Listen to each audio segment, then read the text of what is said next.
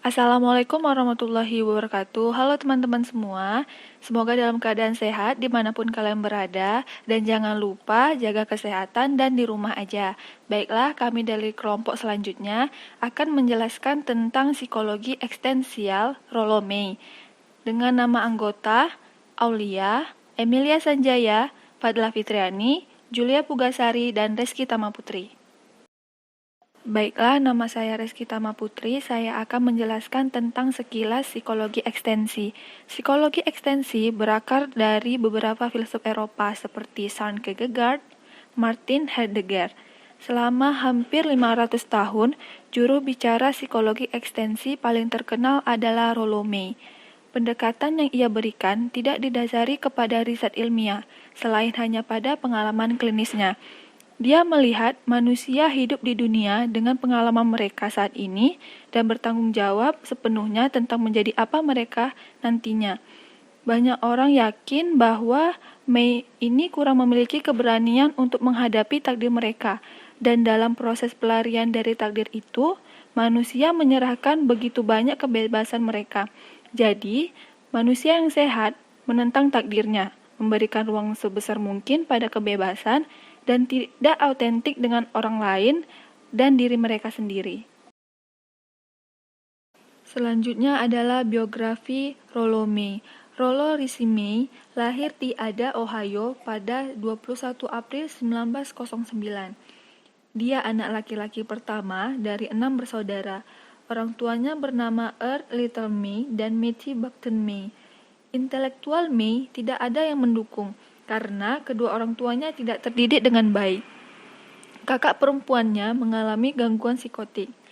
May tidak begitu dekat dengan kedua orang tuanya karena sering bertengkar dan akhirnya berpisah. May tertarik kepada seni dan sastra. Kuliah pertama May di Michigan State University, jurusan sastra Inggris. Kemudian, tidak lama setelah itu, May pindah ke Oberlin College di Ohio dan mendapatkan gelar sarjana muda pada 1930. May mengajar bahasa Inggris di Anatolia College di Saloniki, Yunani, serta bekerja sebagai seorang seniman lepas di Turki, Polandia, Austria, dan negara lainnya.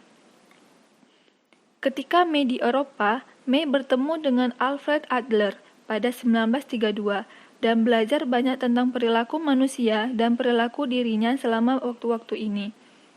Pada 1933, May kembali ke Amerika Serikat dan masuk Union Technological Seminary di New York untuk mencari jawaban terakhir bagi hierarki manusia. Selama 2 tahun ini, ia mengabdi sebagai gembala lokal, tetapi ia merasakan pekerjaannya tidak lagi bermakna, maka dari itu, ia pun mengejar minatnya di psikologi. May pun mempelajari psikoanalisis di William Alamson White Institute of Psychiatry, Psychoanalysis, dan Psychology saat bekerja sebagai konselor bagi siswa-siswa laki-laki di City College, New York. Pada saat itulah, May bertemu dengan Sullivan. May terkesan dengan konsep Sullivan bahwa terapis adalah pengamat partisipan dan bahwa terapi adalah petualangan manusia yang sanggup mengembangkan kehidupan pasien sekaligus terapis. May juga bertemu dengan Fromm, dan ia pun terpengaruh oleh Fromm. May pun membuka praktiknya sendiri pada 1946. Pada usia May yang menginjak 40 tahun, pada tahun 1949, ia mendapat gelar PhD dalam psikologi klinis di University of Columbia. Ia pun bekerja sebagai profesor pembantu di bidang psikiatri di institut ini sampai 1974. Sebelum May mendapatkan gelar dokter, May mengalami keadaan yang sangat mendalam pada usia 30-an. May terkena TBC dan menghabiskan waktu selama 3 tahun di sanitarium New York. May tidak bisa melakukan apa-apa, kecuali menunggu hasil dari diagnosis sinus ronsen selama berbulan-bulan. Apakah penyakitnya ini sudah menggerogoti paru-parunya atau belum? Pada saat itulah, mulai mengembangkan sejumlah wawasan mengenai penyakitnya. May menyadari bahwa penyakitnya sudah mengambil keuntungan dari ketidakberdayaan dan sikap pasifnya. May menemukan bahwa Penyembuhan adalah proses yang aktif, bukannya pasif. Seseorang yang sakit, baik secara fisiologis maupun psikologis, ia harus menjadi partisipan aktif dalam proses terapisnya. Pada saat kondisi Mei yang sedang sakit ini, ia mampu menyelesaikan sebuah buku tentang kecemasan. Mei menerbitkan beberapa buku dari hasil karyanya, antara lain The Meaning of Anxiety pada 1950 dan buku terlarisnya adalah Love and Will 1969 dan banyak prestasi lainnya yang ia raih. Pada Oktober 1994, setelah 2 tahun kesehatannya menurun dan meninggal di rumahnya di Tiburon, California.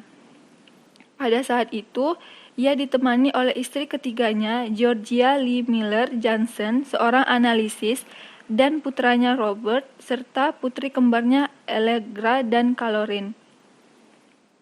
May terkenal sebagai juru bicara gerakan eksistensial Amerika. Dia mengkritik beberapa eksistensialis lain yang cenderung memiliki sifat anti-ilmiah, bahkan anti-intelektual. Selanjutnya, latar belakang eksistensialisme. Psikologi ekstensi modern muncul dalam tulisan-tulisan Søren Kierkegaard yang merupakan filsuf dan teolog Denmark pada tahun 1813 sampai 1855.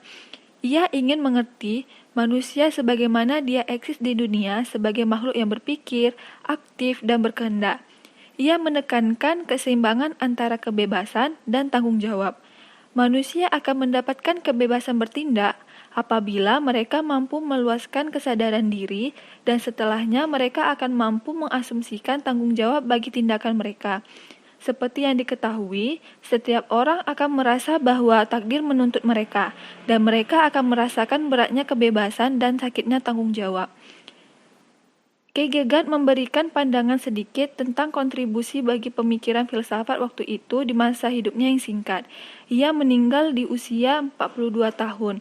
Karya dua filsuf Jerman lainnya seperti Friedrich dan Martin membantu kepopuleran filsafat ekstensi selama abad ke-20. Baiklah, saya Emilia Sanjaya akan menjelaskan tentang eksistensialisme. Apakah arti dari eksistensialisme? Beberapa elemen umum bisa ditemukan dari para pemikir yang paling eksistensial. Yang pertama, mereka mendahulukan eksistensi daripada esensi. Eksistensi memiliki arti muncul atau menjadi, sedangkan esensi memiliki arti substansi yang lebih statis dalam pergerakannya. Eksistensi fokus pada proses, sedangkan esensi fokus pada produk. Eksistensi diibaratkan dengan pertumbuhan dan perubahan, sedangkan esensi menandakan stagnasi dan finalitas. Yang kedua, eksistensialisme menentang pemisahan subjek-objek. Menurut Kierkegaard, manusia sebagai subjektif sekaligus objektif dan harus mencari kebenaran dalam hidup dan hidup dengan aktif dan autentik. Yang ketiga, manusia mencari sejumlah makna hidup mereka. Mereka bertanya hal-hal penting tentang kemengadaan mereka. Yang keempat, kaum eksistensialis yakin bahwa akhirnya setiap manusia bertanggung jawab kepada siapa dan menjadi apa diri kita. Kita tidak bisa menyalahkan orang tua, guru, majikan, Tuhan, ataupun keadaan. Yang kelima, kaum eksistensialis memandang pengalaman dibentuk menjadi sejumlah model teoritis yang terlalu rigid. Mereka akan kehilangan autentisitas dan menjadi terpisah dari individu yang mengalaminya. Terdapat beberapa konsep dasar eksistensialisme: mengada dalam dunia atau being in the world, ketidakmengadaan atau non-being, kecemasan. Terdapat beberapa kecemasan. Yang pertama, kecemasan yang normal. Yang kedua, kecemasan yang neurotik. Rasa bersalah, intensionalitas, perhatian, cinta, dan kehendak, kebebasan, dan takdir. Mengada dalam dunia atau being in the world, manusia sebenarnya mengalami 3 mode mengada dalam dunia sekaligus, yaitu yang pertama, world atau lingkungan di sekitar kita. World adalah dunia objek dan benda dan akan tetap eksis sekalipun manusia tidak menyadarinya. Ini adalah dunia alamiah dengan hukum-hukum alamiahnya. Terdapat beberapa dorongan-dorongan biologis seperti rasa lapar dan mengantuk dan fenomena alamiah seperti lahir dan mati. Yang kedua, midwealth atau hubungan kita dengan orang lain. Midwealth yaitu hidup di dunia bersama manusia. Kita harus memiliki hubungan dengan orang lain layaknya manusia, bukan sebagai benda. Ketika kita hidup dengan memandang manusia sebagai objek, maka kita akan hidup dalam umwealth. Yang ketiga, eigenwealth atau hubungan kita dengan diri sendiri. Eigenwealth adalah hubungan seseorang dengan dirinya sendiri. Maksud dari hubungan seseorang dengan dirinya sendiri adalah sadar akan dirinya sebagai makhluk manusia dan memeluk siapa diri kita serta berhubungan dengan dunia benda dan dunia manusia. Pribadi yang sehat hidup dalam umwealth, midwealth, dan eigenwealth sekaligus. Mereka beradaptasi dengan dunia alamiah, berhubungan dengan orang lain sebagai manusia, dan memiliki kesadaran mendalam tentang apakah makna semua pengalaman ini bagi dirinya. Mei 1958. Ketidakmengadaan atau non-being. Mengada dalam dunia mensyaratkan kesadaran diri sebagai makhluk yang hidup dan eksis. Namun, kesadaran ini pada gilirannya juga dapat membawa manusia pada kesadaran akan sesuatu yang menakutkan, yaitu ketidakmengadaan, non-being, atau ketiadaan. Untuk memegang apa yang dimaknai eksis, manusia harus memegang lebih dulu fakta bahwa dirinya mungkin tidak eksis, bahwa setiap orang tidak akan pernah lari dari fakta bahwa kematian akan datang di waktu tertentu yang tidak diketahui kapan waktunya tiba. Kematian bukan hanya jalan bagi ketidakmengadaan, namun juga jalan yang paling jelas. Hidup menjadi lebih penting, lebih bermakna saat kita mengonfrontasikan kemungkinan dari kematian kita.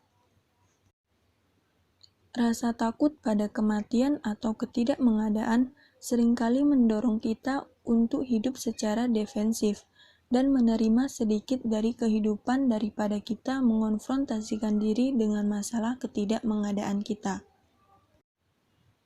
Kita sering lari dalam membuat pilihan aktif ataupun sebaliknya. Kita sering membuat pilihan tanpa mempertimbangkan siapa diri kita dan apa yang kita inginkan. Kita sering melarikan diri dari ketakutan akan ketidakmengadaan dengan mengorbankan eksistensi kita yang terbatas. Alternatif yang lebih sehat adalah menghadapi ketertakelakannya kematian dan yang menyadari bahwa ketidakmengadaan merupakan bagian tak terpisahkan dari kemengadaan. Baiklah, saya Fadel Fitriani. Di sini saya akan melanjutkan presentasi, di mana saya akan melanjutkan dengan membahas tentang kasus Philip. May menuliskan berdasarkan kasus salah seorang pasiennya yang bernama Philip, di mana Philip mempunyai seorang istri yang bernama Nicole, dan Nicole telah berselingkuh dengan laki-laki lain. Ketika Nicole mengatakan bahwa ia tidak bisa meninggalkan laki-laki itu dan membuat Philip terkejut dan bingung. Sebelum Philip memergoki dan membubarkan hubungan Nicole yang selingkuh, ia melakukan perjalanan bisnis selama 5 hari.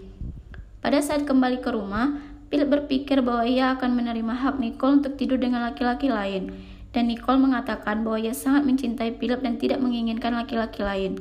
Namun Nicole kembali berselingkuh dan sengaja agar Philip mengetahuinya.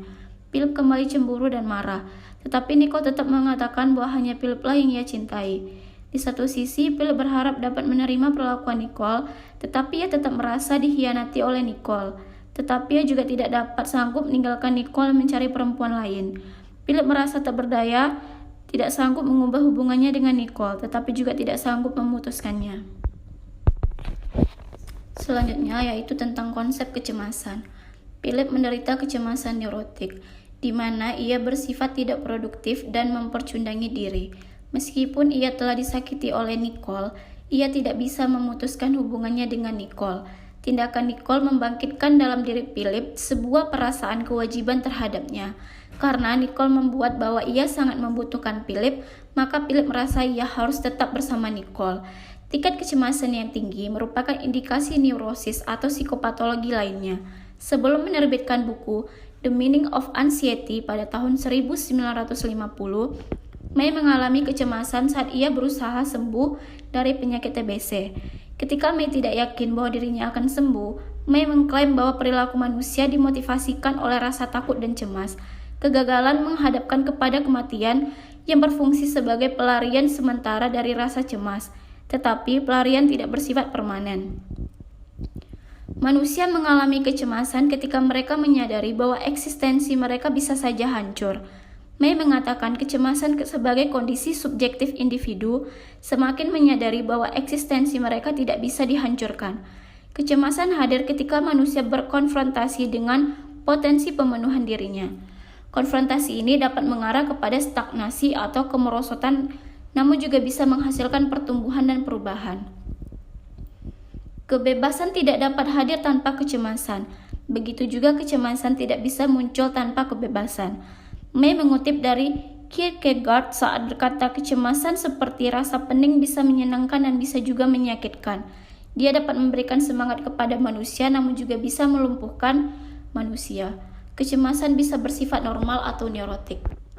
Kecemasan normal menumbuhkan atau mengubah nilai-nilai berarti mengalami kecemasan yang normal.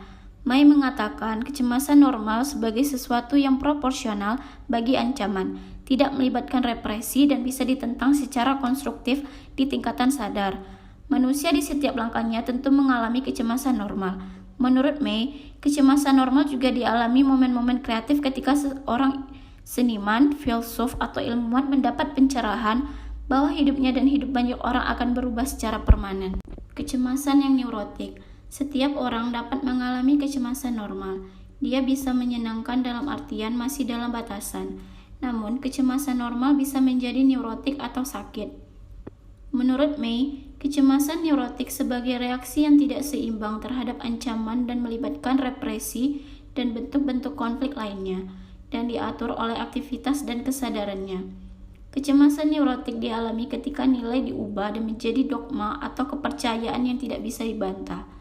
Selama 2 tahun pertama hidup Philip, ia hidup dengan ibu dan kakak perempuannya, di mana ibunya yaitu penderita skizofrenia ringan yang perilakunya berubah-ubah, di mana terkadang lembut tetapi juga kadang-kadang menjadi kasar. Sedangkan kakaknya mengalami skizofrenia berat dan dibawa ke rumah sakit jiwa. Philip belajar sejak awal bahwa ia harus melekatkan dirinya terhadap perempuan dan juga harus bisa melepaskan diri dari mereka. Hidup bagi Philip bahwa ia harus selalu ada dan berkewajiban untuk terus menjaga mereka sehingga hidupnya tidak bebas. Kecemasan neurotik Philip menghalangi apapun cara dalam bersikap terhadap Nicole. Pendekatannya lebih mirip dengan perilakunya terhadap ibu dan kakaknya dulu. Rasa bersalah. Rasa bersalah muncul ketika manusia menyangkal potensinya, gagal memahami kebutuhan sesamanya, atau tetap masih bergantung kepada dunia alamiah. May mengatakan istilah kecemasan dan rasa bersalah bersifat ontologis, artinya mengacu kepada hakikat kemengadaan, jadi bukan sekadar perasaan yang muncul dari situasi tertentu.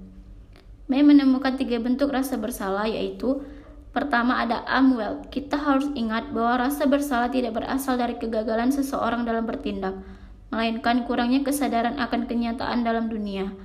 Karena tipe rasa bersalah ini merupakan hasil dari keterasingan manusia dari alam. Di sini manusia tidak menerima kenyataan dan mereka terasingkan dari alam, dan May menyebutkannya sebagai rasa bersalah akibat ketercerabutan atau terasingkan. Yang kedua ada Midwell. Kita melihat orang lain dari pandangan kita sendiri tanpa memahami kebutuhan mereka. Karena ini kita sering merusak identitas diri mereka sebenarnya.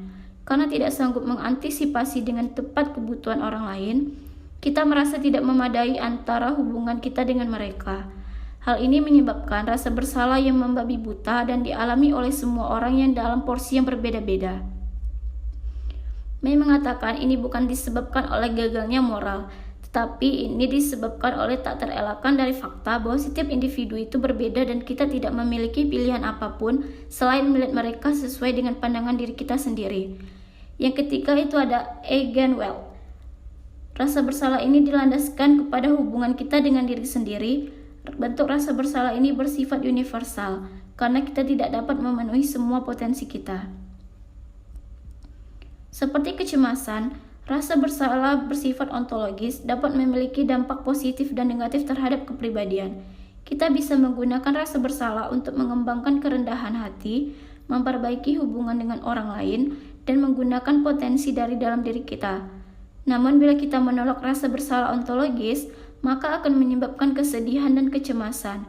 Rasa bersalah dan kecemasan neurotik dapat mengarah kepada simptom-simptom seperti depresi, kekejaman terhadap orang lain, dan ketidakmampuan membuat pilihan. Intensionalitas merupakan kemampuan manusia dalam memberi makna terhadap pengalamannya dan menentukan pilihan dalam hidupnya. Tanpa intensionalitas, manusia tidak dapat menentukan pilihan dalam hidupnya. May menggunakan istilah intensionalitas untuk menjembatani antara objek dan subjek. Maksudnya yaitu memungkinkan kita manusia sebagai subjek untuk memahami dunia luar sebagai objek. Intensionalitas kadang-kadang tidak disadari seperti ketika Philip merasa berkewajiban untuk merawat Nicole meskipun ia telah dikhianati oleh Nicole. Namun, Philip tidak melihat tindakannya untuk merawat berkaitan dengan pengalaman-pengalaman sebelumnya terhadap ibu dan kakak perempuannya yang skizofrenia. Philip terjebak dalam keyakinan bahwa perempuan yang tidak bisa diprediksi atau berbuat hal yang sinting yang harus dirawat, dan intensionalitas ini membuat Philip mustahil untuk menemukan cara baru untuk berhubungan dengan Nicole. Perhatian, cinta, dan kehendak. Philip memiliki sejarah hidup yang selalu memperhatikan orang lain, terkhususnya perempuan. Dia memberikan Nicole pekerjaan dan membolehkan mengerjakan pekerjaannya di rumah. Selain itu, Nicole mengakhiri perselingkuhannya dengan Craig dan tidak jadi pindah tempat, dan Philip memberinya uang. Sebelumnya, Philip sudah berkewajiban memperhatikan dua mantan istrinya, ibu dan kakak perempuannya. Philip sebenarnya tidak benar-benar memperhatikan perempuan. Perhatian kepada seseorang berarti menyadari orang itu karena sesama manusia. Mengidentifikasi diri dengan rasa bersalah atau rasa penyesalan. Perhatian adalah kondisi di mana sesuatu menjadi sangat penting. Perhatian berbeda dengan cinta, namun ia menjadi sumber bagi cinta. Ketika kita mencintai berarti juga memperhatikan. May mendefinisikan cinta sebagai kesenangan terhadap kehadiran orang lain, terhadap nilai dan perkembangan mereka sama seperti dirinya sendiri. Tanpa perhatian, maka tidak ada cinta selain nafsu seksual yang tak terkendali. May menyebut kehendak kemampuan untuk mengorganisasikan diri ke arah dan tujuan tertentu. Dia membedakan antara kehendak dan kemauan. Penyatuan cinta dan kehendak. May membedakan antara cinta dan kehendak. Cinta menjadi begitu terasosiasikan dengan sensualitas dan seks, sedangkan kehendak sebagai cara penentu atau kekuatan kemauan. Ketika cinta dilihat sebagai seks, dia menjadi sementara saja sifatnya dan tidak memiliki komitmen. Ketika kehendak dilihat sebagai kekuatan, ia menjadi melayani diri sendiri dan tidak ada perhatian selain manipulasi. Ketika anak pertama kali lahir di dunia, ia menyatu dengan alam atau Amwelt, ibu mereka yaitu Midwelt, dan dirinya sendiri yaitu Eigenwelt. Menurut May, mengatakan kebebasan pertama ketika mengasuhan kebutuhan buah dada dari ibu secara biologis terpenuhi. Kata tidak ialah sebagai penegasan positif terhadap diri, tetapi orang tua seringnya menganggap kata tidak secara negatif dan memaksa anak untuk menghilangkan penegasan diri tersebut. Akhirnya, anak-anak belajar untuk memecah belah kehendak dari cinta yang penuh kebahagiaan yang sebelumnya mereka nikmati. Menurut May, menyatukan kembali cinta dan kehendak tidak mudah. Bagi pribadi yang dewasa, cinta maupun kehendak berarti menjangkau pribadi lain. Keduanya berisi perhatian, tindakan, pilihan, dan tanggung jawab. Bentuk-bentuk cinta. May mengidentifikasi 4 jenis cinta pada tradisi barat. Pertama, seks. Seks merupakan fungsi biologis yang dapat dipuaskan lewat hubungan intim atau hubungan kelamin. Meskipun seks sudah biasa pada masyarakat barat modern, ia menjadi sumber kesenangan paling besar sekaligus kecemasan yang paling besar pada manusia. May yakin di masa lalu seks diterima begitu saja, namun di masa modern seks menjadi masalah. Pertama, selama periode Viktorian masyarakat Barat, mereka menganggap seks bukan topik pembicaraan yang santun.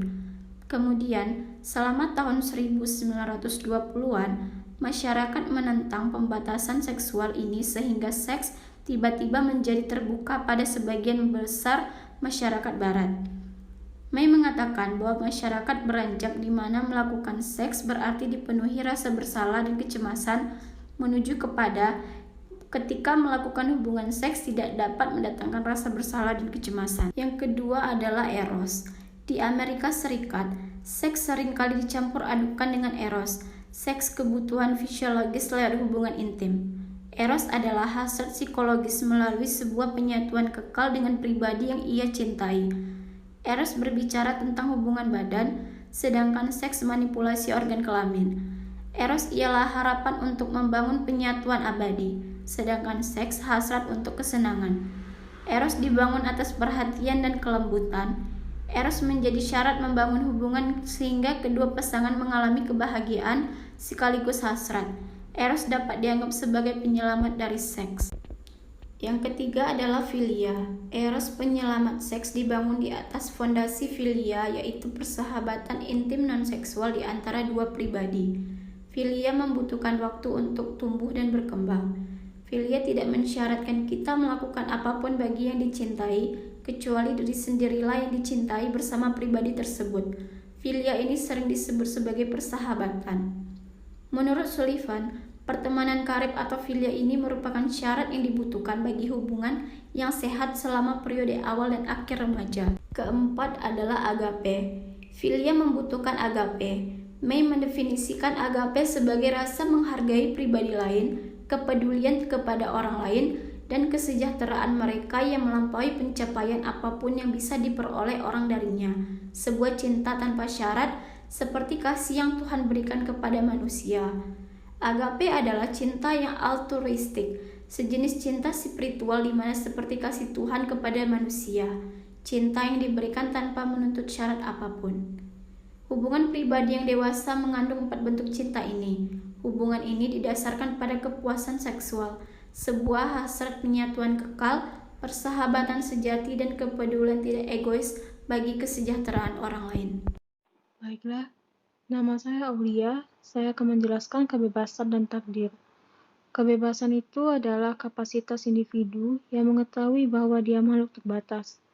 Istilah terbatas sama dengan kata takdir, menurut May tahun 1981. Kebebasan berasal dari takdir kita, seperti kapan kita mati, apakah kita laki-laki atau perempuan, adanya pengalaman masa kecil yang mendorong kita kepada pola-pola perilaku tertentu. Ada 2 bentuk kebebasan menurut May tahun 1980. Yang pertama, kebebasan eksistensial. Kebebasan ini disebut kebebasan bertindak untuk melakukan sesuatu. Banyak orang dewasa menengah Amerika menikmati kebebasan eksistensial seperti melintasi negara bagian, memilih rekan kerja, memberikan suara bagi wakil pemerintah, dan seterusnya. Di skala kecil, mereka bebas berbelanja di supermarket dan memilih barang yang tersedia. Yang kedua, kebebasan esensial. Kebebasan eksistensial tidak menjamin kebebasan esensial, yaitu kebebasan mengada atau freedom of being. Faktanya, kebebasan eksistensial sering membuat kebebasan esensial sulit dicapai. Contohnya, tahanan dan tawanan di kamp konsentrasi sering sekali bicara tentang kebebasan hati, meskipun mereka mengalami kebebasan eksistensial yang begitu terbatas. Jadi, pengurungan fisik atau penyangkalan terhadap kemerdekaan tampaknya mendorong manusia untuk menghadapi takdir mereka dan meraih kebebasan mengada mereka. May mempertanyakan hal ini. Bisakah kita mendapatkan kebebasan esensial jika eksistensi kita diganggu? Jawaban May tidak. Manusia tidak perlu dipenjara dulu untuk mendapatkan kebebasan esensial, karena takdir yang telah memenjarakan kita. Kamp konsentrasi yang menghalangi kita dari kebebasan untuk bertindak sepenuhnya dan memaksa kita untuk memedulikan kebebasan esensial semata. Selanjutnya, takdir. Takdir adalah rancangan alam semesta yang berbicara melalui rancangan hidup setiap dari kita. Takdir terakhir kita yaitu kematian, namun di skala yang lebih kecil, takdir mencakup gender, ukuran, dan kekuatan. Selain itu, ada faktor psikologis dan budaya yang memainkan takdir kita tersebut. Takdir bukan berarti sesuatu yang sudah diatur atau ditetapkan. Takdir adalah destinasi manusia, terminus, dan tujuan. Dalam batasan-batasan takdir, kita memiliki kekuatan untuk memilih dan diizinkan untuk menentang takdir. Namun, kita tidak bisa menghapus takdir. Kita dapat memilih bagaimana cara merespon, bagaimana kita hidup dari talenta-talenta yang telah menentang kita. May menyatakan bahwa kebebasan dan takdir itu seperti cinta dan kebencian, hidup mati, tidak bersifat antitesis, melainkan lebih merupakan paradoks normal kehidupan. Paradoks adalah kebebasan meminjam vitalitasnya dan takdir meminjam maknanya yang signifikan dari kebebasan. Kebebasan dan takdir itu terjalin erat. Tanpa takdir, kita akan melakukan semena-menanya dan berakibatnya penghancuran dunia. Dan tanpa kebebasan pun, takdir tidak akan menjadi bermakna. Saat menentang takdir, kita memperoleh kebebasan. Dan saat memperoleh kebebasan, kita dapat mendorong batasan-batasan takdir. Selanjutnya, kekuatan mitos. Selama bertahun-tahun, May sangat memperhatikan efek-efek yang sangat kuat dari mitos bagi individu dan budaya perhatian yang memuncak, dan kemudian menghasilkan buku berjudul The Cry for Myth tahun 1991. May yakin masyarakat Barat memiliki kebutuhan yang mendesak akan mitos. Dengan semakin berkurangnya mitos untuk dipercaya, mereka mulai beralih kepada kultus-kultus religius, kecanduan obat-obatan, dan budaya populer dalam upaya mereka yang sia-sia untuk menemukan makna dalam hidup. Mitos bukan hal yang keliru, karena ia adalah sistem kepercayaan yang bekerja di alam sadar dan bawah sadar, berusaha menyediakan penjelasan bagi masalah-masalah pribadi dan sosial. May membandingkan mitos dengan uap pemanas di sebuah rumah yang tidak terlihat, tetapi memenuhi seluruh rumah dan membuatnya bisa dihuni dengan nyaman. Sejak permulaan zaman dan dalam beragam peradaban, manusia sudah menemukan makna dalam hidup mereka lewat mitos yang dibagi bersama-sama orang lain di budaya mereka. Mitos adalah kisah-kisah yang menyatukan sebuah masyarakat. Mereka adalah proses esensial yang menjaga jiwa kita tetap hidup dan membawakan kita pengertian baru dalam dunia yang sulit dan seringkali tanpa makna. Selanjutnya, kekuatan mitos. Selama bertahun-tahun, May sangat memperhatikan efek-efek yang sangat kuat dari mitos bagi individu dan budaya perhatian yang memuncak, dan kemudian menghasilkan buku berjudul The Cry for Myth tahun 1991. May yakin masyarakat Barat memiliki kebutuhan yang mendesak akan mitos. Dengan semakin berkurangnya mitos untuk dipercaya, mereka mulai beralih kepada kultus-kultus religius, kecanduan obat-obatan, dan budaya populer dalam upaya mereka yang sia-sia untuk menemukan makna dalam hidup. Mitos bukan hal yang keliru, karena ia adalah sistem kepercayaan yang bekerja di alam sadar dan bawah sadar, berusaha menyediakan penjelasan bagi masalah-masalah pribadi dan sosial. May membandingkan mitos dengan uap pemanas di sebuah rumah yang tidak terlihat, tetapi memenuhi seluruh rumah dan membuatnya bisa dihuni dengan nyaman. Sejak permulaan zaman dan dalam beragam peradaban, manusia sudah menemukan makna dalam hidup mereka lewat mitos yang dibagi bersama-sama orang lain di budaya mereka. Mitos adalah kisah-kisah yang menyatukan sebuah masyarakat. Mereka adalah proses esensial yang menjaga jiwa kita tetap hidup dan membawakan kita pengertian baru dalam dunia yang sulit dan seringkali tanpa makna. Selanjutnya, saya Julia Pugasari akan menjelaskan mengenai psikopatologi. May melihat psikopatologi sebagai kurangnya komunikasi atau ketidakmampuan untuk mengetahui orang lain dan berbagi diri dengan mereka. Individu yang terganggu secara psikologis menyangkali takdir mereka, karena itu kehilangan kebebasannya. Mereka menghasilkan beragam simptom neurotik. Pribadi yang kompulsif mengadopsi sebuah rutinitas yang rigid, karenanya menjadikan pilihan baru tidak lagi diperlukan. Contohnya seperti kasus Philip yang sudah dijelaskan terlebih dahulu. Psikopatologi Philip terikat pada lingkungan yang awalnya dengan ibu yang terganggu dan kakak perempuan yang skizofrenik. Pengalaman ini tidak menyebabkan patologi bagi Philip, yang berarti pengalaman itu sendiri yang menghasilkan patologi. Sebenarnya, pengalaman menyiapkan Philip untuk belajar menyesuaikan diri dengan dunia melalui cara menekan rasa marahnya, mengembangkan perasaan apati, dan berusaha menjadi anak kecil yang baik. Selanjutnya ada psikoterapi. May melakukan psikoterapi yang berbeda dengan Freud, Adler, Rogers, dan teoretisi kepribadian berorientasi klinis lainnya. May mengatakan bahwa psikoterapi mestinya lebih difokuskan untuk membantu manusia untuk eksis atau mengada, sedangkan simptom-simptom yang menghilang itu hanyalah efek samping dari pengalaman tersebut. May yakin bahwa tujuan psikoterapi adalah membuat manusia menjadi bebas. May tidak menawarkan arahan-arahan khusus yang mesti dilakukan oleh terapis. Para terapis eksistensi tidak memiliki perangkat teknik atau metode istimewa apapun yang dapat diterapkan kepada semua pasien. May 1991 juga melukiskan bahwa terapi memiliki ciri separuh agama, separuh ilmu, dan separuh persahabatan. Dalam psikoterapi yang dilakukan oleh May, ia lebih banyak melontarkan pertanyaan, memahami pengalaman masa kanak-kanak awal pasien, dan memberikan saran bagi kemungkinan pemaknaan terhadap perilaku klien saat ini. Dan ada juga teknik lain yang dilakukan May, yaitu meminta klien untuk melakukan percakapan dalam fantasi dengan ibunya yang sudah meninggal. Ini semua berdasarkan kasus Philip yang sudah dijelaskan di awal tadi.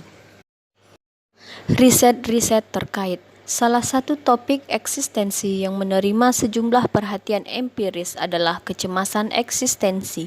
May 1967 mendefinisikan kecemasan sebagai kekhawatiran yang dimunculkan oleh ancaman terhadap nilai-nilai yang dianggap individu esensial bagi eksistensinya sebagai diri. Ada dua penelitian. Pertama, kesadaran akan kematian atau kefanaan mortality, dan penyangkalan terhadap sifat hewani animal nature kita. Pada penelitian pertama ini terdapat dua studi. Dalam studi pertama, Goldenberg dan kawan-kawan melakukan sebuah penelitian untuk memprediksi bahwa kesadaran terhadap kematian akan meningkatkan rasa kejijikan dan bahwa efek tersebut akan meningkat saat dia menjadi kurang begitu disadari. Mereka pun mulai mengoceh pentingnya kematian.